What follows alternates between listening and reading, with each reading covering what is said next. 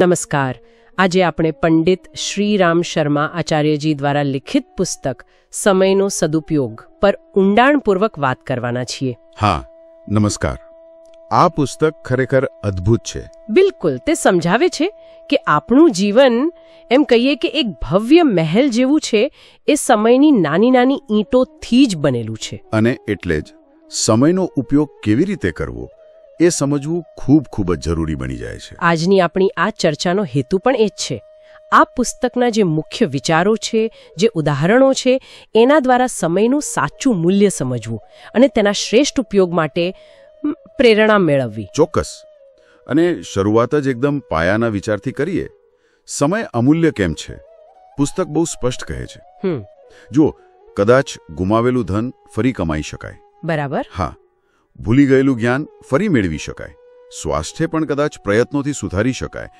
પણ વીતી ગયેલો સમય એ પાછો નથી આવતો. ક્યારેય નહીં. લેખક કહે છે કે ઈશ્વરે આપણને આ સમયરૂપી ધન એક મૂડી આપી છે. હા. અને એના બદલામાં આપણે જે જોઈએ વિદ્યા, બુદ્ધિ, સંપત્તિ, કીર્તિ, સારું આરોગ્ય એ બધું મેળવી શકીએ છીએ. પણ થાય છે શું થાય છે? મોટાભાગના લોકો આળસમાં, પ્રમાદમાં આ અમૂલ્ય મૂડીને વેડફી નાખે છે. આ વાત ખરેખર વિચારવા જેવી છે. પુસ્તકમાં પેલો એક પ્રસંગ છે ને કે અંત સમયે એક વિચારશીલ વ્યક્તિ પસ્તાવો કરે છે. હા, પેલું વાક્ય કે મેં સમયને નષ્ટ કર્યો, હવે સમય મને નષ્ટ કરી રહ્યો છે. બરાબર. કેટલી ગહન વાત છે. એ સીધો ઇશારો કરે છે કે જો જીવન પ્રત્યે પ્રેમ હોય તો સમય વેડફવો ન જોઈએ. અને જે લોકો આ સમજે છે એ લોકો ખરેખર દરેક ક્ષણનો ઉપયોગ કરે છે, જાણે મોતી વાપરતા હોય એમ. એ લોકો ઓછા સમયમાં ઘણું બધું મેળવી લે છે. લેખક તો એમ પણ કહે છે કે કોઈ વ્યક્તિ કેટલી બુદ્ધિશાળી છે એની ઓળખ જ એના સમયના ઉપયોગ પરથી થાય છે. અને રસપ્રદ વાત એ છે કે મોટા પરિણામ માટે કંઈ હંમેશા બહુ મોટા સમયની જરૂર નથી હોતી. સાચી વાત. પુસ્તક કહે છે કે રોજ નિયમિત રીતે ફાળવેલો નાનો સમય, જેમ કે ફક્ત 1 કલાક, એ પણ લાંબા ગાળે ચમત્કાર સર્જી શકે છે. બિલકુલ. ઉદાહરણ પણ આપ્યા છે. હા, જેમ કે રોજ 1 કલાક ધ્યાનથી વાંચો તો વર્ષમાં તો હજારો પાના વંચાઈ જાય. અને 10 વર્ષમાં તો કોઈ વિષયના ઊંડા જાણકાર બની શકાય. બરાબર. અને બીજું ઉદાહરણ પેલું ભાષા શીખવાનું છે. હા, રોજ 1 કલાક કોઈ વિદેશી ભાષા શીખો તો 3 વર્ષમાં તો એ ભાષા સારી રીતે આવડી જાય. અને શારીરિક સ્વાસ્થ્ય માટે રોજ 1 કલાક વ્યાયામ. પુસ્તક કહે છે કે એનાથી આયુષ્ય પણ વધી શકે છે. એટલે નાના નિયમિત પ્રયાસોની તાકાત ઘણી મોટી છે. ઇતિહાસમાં પણ આવા ઘણા ઉદાહરણો છે જેમણે સમયની કિંમત સમજીને અદ્ભુત કાર્યો કર્યા. પુસ્તકમાં આખી યાદી છે. ચાર્લ્સ ફાસ્ટ, જેમણે રોજ 1 કલાક ગણિતનો અભ્યાસ કર્યો. પછી પેલા ઈશ્વરચંદ્ર વિદ્યાસાગર. એમની સમય પાબંદી તો એવી હતી કે લોકો એમને જોઈને ઘડિયાળ મેળવે. કલ્પના તો કરો. મોઝાર્ટ, જેમણે મૃત્યુશૈયા પર પણ પોતાનું કામ ચાલુ રાખ્યું. મિલ્ટન, જેમણે મંત્રી પદની વ્યસ્તતા વચ્ચે પેરાડાઇઝ લોસ્ટ લખ્યો. અદ્ભુત. જ્હોન સ્ટુઅર્ટ મિલ ક્લાર્કની નોકરી કરતા ગ્રંથો રચ્યા. ગેલિલિયો દવા વેચતા વૈજ્ઞાનિક શોધો કરી. એટલે કે સંજોગો ગમે તેવા હોય પણ સમયનો સદુપયોગ શક્ય છે. ચોક્કસ. હેનરી કિર્ટવોટ ઓફિસ આવતા જતા ગ્રીક ભાષા શીખી લીધી. ફ્રેન્કલિન, જેમણે કહ્યું કે રોજ 3 કલાક લખી વાંચીને 60 ગ્રંથ લખ્યા. અને પેલી મહિલા લેખિકાનું ઉદાહરણ પણ સરસ છે. હા, હેરિયટ બીચર સ્ટો ઘર સંભાળતા ટોમ કાકાની કુટિયા લખી નાખી. અને લોંગફેલો, જેમણે ચાનું પાણી ઉકળે એટલા સમયમાં અનુવાદ કર્યો. બસ આ જ વાત છે. દરેક ક્ષણ કિંમતી છે. નાના સમયના ટુકડાઓ ભેગા થઈને કંઈક મોટું સર્જે છે. પુસ્તકમાં એક બહુ સુંદર વાત છે કે પરમાત્મા આપણને એક સમયે એક જ ક્ષણ આપે છે અને બીજી આપે એ પહેલી પાછી લઈ લે છે. હા, એટલે કે વર્તમાન જ આપણું છે. જો એનો ઉપયોગ ન કરીએ તો અંતે હાથ ખાલી રહી જાય. ઉન્નતિ કરવી હોય તો સમયનો સદુપયોગ એ પહેલી શરત છે. બરાબર. સમય તો વહેતો જ રહે છે. આપણે એની સાથે કદમ મિલાવવા પડે. નહીં તો પાછળ રહી જવાય. હા, જેમ કહેવાય છે ને કે શ્વાસ પણ ગણેલા છે. દરેક શ્વાસ સાથે જીવન ઓછું થાય છે. આ સમયરૂપી મૂડીનો ઉપયોગ કરીને જ જ્ઞાન, ધન, શાંતિ મેળવી શકાય. તેને રોકી તો નથી શકાતો, પણ એનો સદુપયોગ જરૂર કરી શકાય છે. જે નથી કરતા એમને લેખક અજ્ઞાની કહે છે. તો આ સમયના મૂલ્યની વાત પછી એના વ્યવસ્થાપન પર આવીએ. પુસ્તક કહે છે કે સમય તો પૈસાથી પણ વધુ મૂલ્યવાન છે. હા, કારણ કે પૈસા જાય તો કદાચ પાછા આવે, સમય નહીં. અને સમયનો દુરુપયોગ ફક્ત આર્થિક નહીં પણ નૈતિક અને સામાજિક મુશ્કેલીઓ પણ લાવે છે. એટલે એક નિયમિત જીવન, એક અનુશાસન જરૂરી છે. ખરેખર, સમય વેડફવાથી આપણી શક્તિ, આપણું સામર્થ્ય ઘટે છે અને અંતે નષ્ટ થયેલો સમય આપણને જ નષ્ટ કરે છે. કુદરતમાં પણ સમય પાલન દેખાય છે નહીં? ચોક્કસ. સૂર્ય, ચંદ્ર, પૃથ્વી, ઋતુઓ બધું સમયસર ચાલે છે. આપણી ટ્રેન, પોસ્ટ ઓફિસ, કારખાના બધું જ સમય પાલન પર નિર્ભર છે. તો આ સમયને વ્યવસ્થિત કરવા માટે પુસ્તક શું માર્ગદર્શન આપે છે? દિનચર્યા બનાવવાની વાત પર ભાર છે. હા, કાર્યોનું વર્ગીકરણ કરવાનું સૂચવે છે. મુખ્ય 3 ક્ષેત્રો. કયા કયા? પહેલું, સ્વાસ્થ્ય. એને પ્રાથમિકતા આપવી. સવારે વહેલા ઉઠવું, શૌચ, સ્નાન, થોડો વ્યાયામ, સવારની શુદ્ધ હવા લેવી. હા, મોડા ઉઠનાર તો આખો દિવસ સુસ્ત રહે છે. બરાબર. નિયમિત સમયે કરેલું કામ ઉત્સાહ આપે છે, મનોબળ વધારે છે. સાંજે દિવસભર શું કર્યું એની સમીક્ષા કરવી, જેથી આવતીકાલનું પ્લાનિંગ સારું થાય.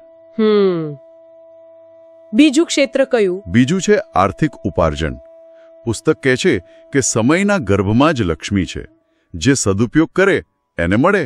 એટલે કે નોકરી ધંધા ઉપરાંત પણ કંઈક? હા, ફુરસદના સમયમાં કોઈ નાનું ઘરેલું ઉદ્યોગ, કોઈ કૌશલ્ય શીખવું જેનાથી આવક વધે.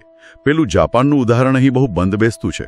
કે ત્યાં લોકો ફાજલ સમયમાં નાના મશીનો કે રમકડા બનાવે છે. હા, અને એનાથી દેશની સમૃદ્ધિ વધે છે. અને ત્રીજું ક્ષેત્ર? સમાજ કલ્યાણ. સ્વાસ્થ્ય અને આર્થિક પ્રવૃત્તિ પછી જે સમય બચે એ સમાજ માટે વાપરવો.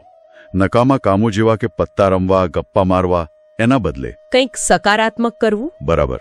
સમાજ સેવા, જ્ઞાન વહેંચવું, કોઈ સારું કાર્ય કરવું. પણ આ બધું આયોજન કરવામાં એક મોટો અવરોધ આવે છે, આળસ. ઓહા, પુસ્તક તો એને ભયંકર બીમારી કહે છે. સાક્ષાત મૃત્યુ સમાન. કેમ એટલું બધું? કારણ કે એ આપણી ક્રિયાશક્તિને જ ખૂંઠિત કરી દે છે. સમયનો દુરુપયોગ આપણી જીવનશક્તિ ઘટાડે છે.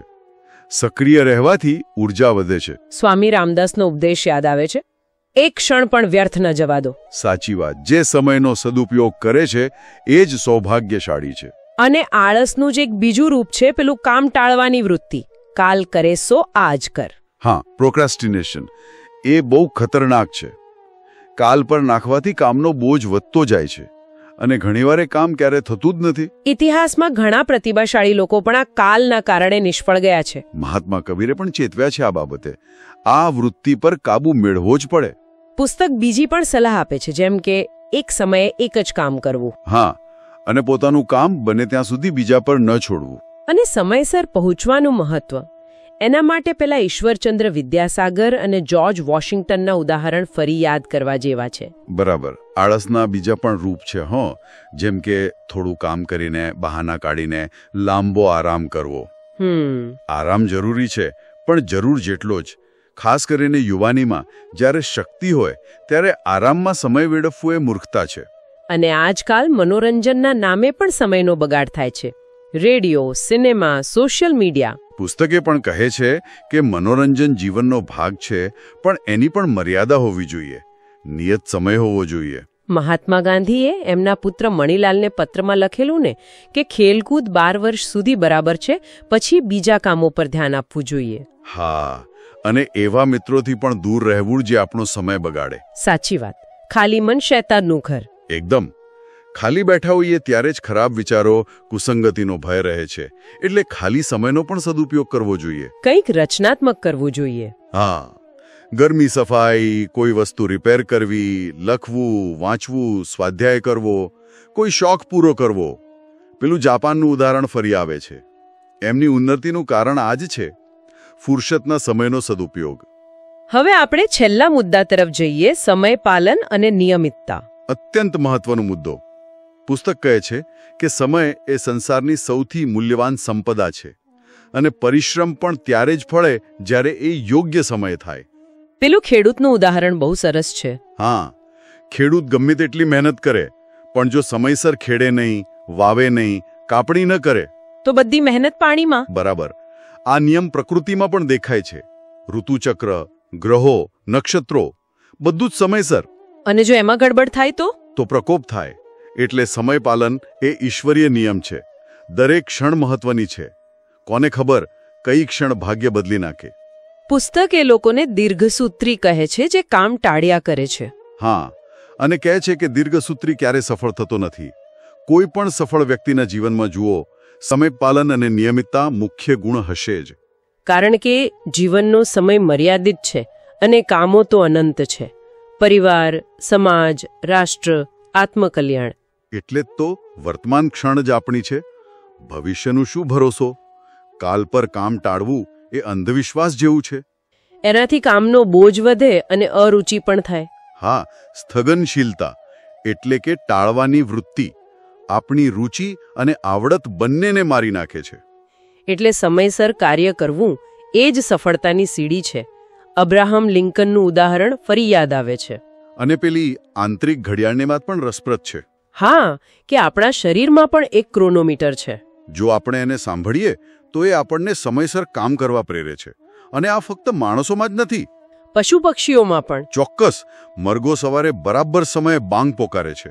પાલતુ પ્રાણી ખાવાના સમયે આવી જ જાય. પક્ષીઓ સાંજે માળામાં પાછા ફરે. ઋતુ પ્રમાણે એમનું વર્તન બદલાય.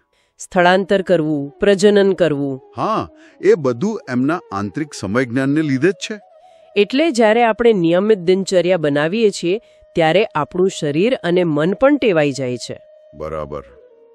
ભૂખ, તરસ, ઊંઘ બધું સમયસર આવે. પૂજા, વ્યાયામ, અભ્યાસ માટે નક્કી કરેલો સમય હોય તો એ કામ સરળતાથી થાય. અનિયમિતતાથી તો શરીર અને મન પર ખોટો બોજ પડે છે.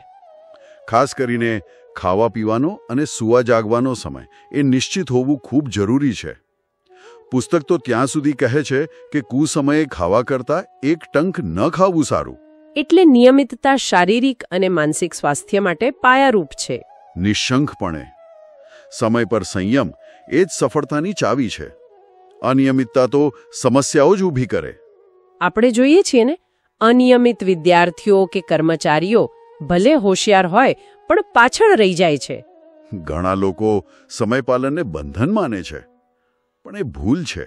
હકીકતમાં એ કાર્યક્ષમતા વધારે છે. હા, જેમ નિયમિત ચા કોફી પીવાની ટેવ પડે એમ નિયમિત સમયે કામ કરવાની પણ ટેવ પડે. અને મને માટે તૈયાર રહે છે.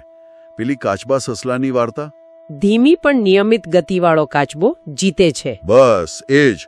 ઓછી બુદ્ધિ કે ઓછા સાધન હોય પણ નિયમિતતા હોય તો સફળતા મળે જ. કાલિદાસનું ઉદાહરણ છે. અને અનિયમિતતાના નુકસાન તો કેટલાય છે. કોઈને મળવા જવામાં મોડું થાય, ક્રેન છૂટી જાય, પરીક્ષા ચૂકી જવાય. હા, બજાર બંધ થઈ જાય. એટલે સમયપાલન એ જીવનનો એક મહત્વનો સંયમ છે. એનાથી શરીર ચુસ્ત રહે, મન સ્વસ્થ રહે, ઇન્દ્રિયો તેજસ્વી બને. તો પુસ્તકનો સાર એ છે કે એક નિયમિત દિનચર્યા બનાવવી અને એનું દ્રઢતાથી પાલન કરવું. હા, એ જ સફળ, સુખી અને સંતોષી જીવન જીવવાની કળા છે. તો આ સમગ્ર ચર્ચા પરથી પંડિત શ્રી રામ શર્મા આચાર્યના વિચારોનો સાર આપણે એમ તારવી શકીએ કે સમય એ ખરેખર જીવનની અમૂલ્ય ભેટ છે. એ પાછી નથી મળતી. બરાબર. એની દરેક ક્ષણ મહત્વની છે અને એનો સદુપયોગ જ આપણને શારીરિક, માનસિક, આર્થિક અને આધ્યાત્મિક રીતે ઉન્નત બનાવી શકે છે. આળસને જીતવી, કામ સમયસર કરવું, નિયમિત રહેવું, સમયનું પાલન કરવું, આ બધું ખૂબ જરૂરી છે. સફળ અને સંતોષી જીવન માટે આ પાયાની બાબતો છે. બરાબર કહ્યું. આપણે જોયું કે સમય કેટલો મૂલ્યવાન છે અને નાના નિયમિત પ્રયાસો પણ કેવી રીતે મોટું પરિવર્તન લાવી શકે છે. હવે આ બધી વાત સાંભળ્યા પછી એક વિચાર સાથે છૂટા પડીએ. જરૂર. આપણા રોજિંદા જીવનમાં એવી કઈ એક નાની બાબત છે જ્યાં આપણે આજથી જ, અત્યારથી જ સમયનો થોડો વધુ સારો ઉપયોગ કરવાનું શરૂ કરી શકીએ? વિચારવા જેવો પ્રશ્ન છે. કદાચ સવારે 5 મિનિટ વહેલા ઉઠીને થોડું ધ્યાન કરવું, કે પછી મુસાફરીમાં ફોન પર આમ તેમ કરવાને બદલે કંઈક સારું સાંભળવું કે વાંચવું. હા, કોઈ પણ નાની શરૂઆત. કારણ કે જેમ પુસ્તક કહે છે, જીવનનો જે ભવ્ય મહેલ છે ને એ આવી જ નાની, સમયસર મુકાયેલી સકારાત્મક ઈંટોથી બને છે. આના પર આપણે સૌ મનન કરી શકીએ. શાંતિકુંજ વિડિયો ગુજરાતી યુટ્યુબ ચેનલને સબસ્ક્રાઇબ કરો તથા બાકીના વિડિયોઝનો લાભ લેવા માટે બેલ આઇકન જરૂર દબાવો. ધન્યવાદ.